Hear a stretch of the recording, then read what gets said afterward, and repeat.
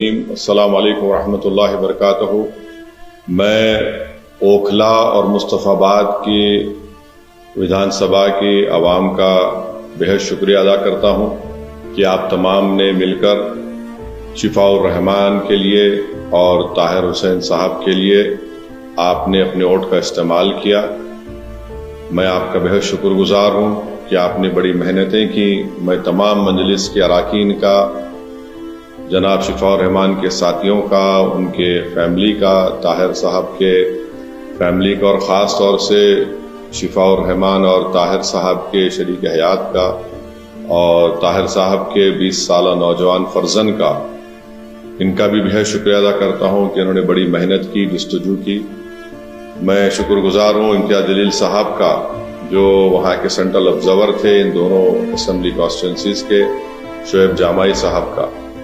نتیجہ جو ہم چاہ رہے تھے نہیں آیا ہے، مگر مجھے یقین ہے کہ ہم تمام کے حوصلے بلند ہیں اور بلند رہیں گے، اور انشاءاللہ تعالی ہم اپنی اس لڑائی کو جاری رکھیں گے۔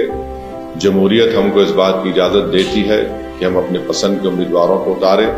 ہماری کوشش شروع سے یہی تھی اور یہی رہے گی کہ ہم اپنی ایک آزاد سیاسی قیادت کو بنائیں گے، تاکہ وہ وہاں کی ریاست کے اسمبلی میں جا کر عوام کے بے باک مسائل کو اٹھا سکیں بے باکی سے۔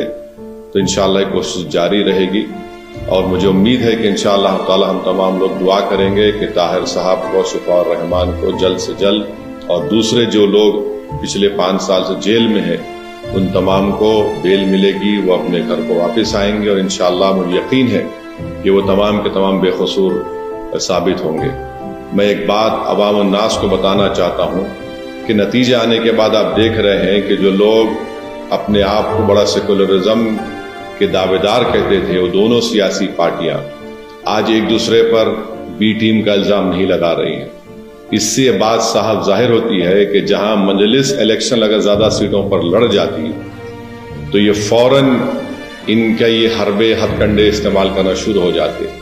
اب جب دونوں لڑ کر ہار گئے بی جے پی کے خلاف، تو ان میں بڑے ہی مہذب طریقے سے ادب کے دائرے میں رہ کر ایک دوسرے کو تنقید کر رہے ہیں۔ تو یہ لوگ بے نقاب ہو رہے ہیں کہ کیسے مجلس جب آپ کی قیادت کو، آپ کی ایک آواز کو اٹھانے کی بات کرتی ہے، حصے داری کی بات کرتی ہے، تو ان سب کے پیٹ میں درد شروع ہو جاتا ہے۔ بہرحال ہم اپنی کوششوں کو جاری رکھیں گے۔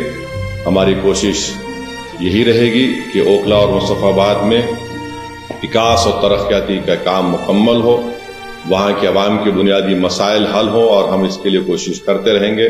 میں آپ تمام کا بہت شکریہ ادا کرتا ہوں، اور ہم نے محنتیں کی۔ اللہ ہماری اس محنت کو، قربانی کو ضرور قبول کرے گا، اور انشاءاللہ آنے والا کل ہمارا ہوگا۔ بہت بہت شکریہ۔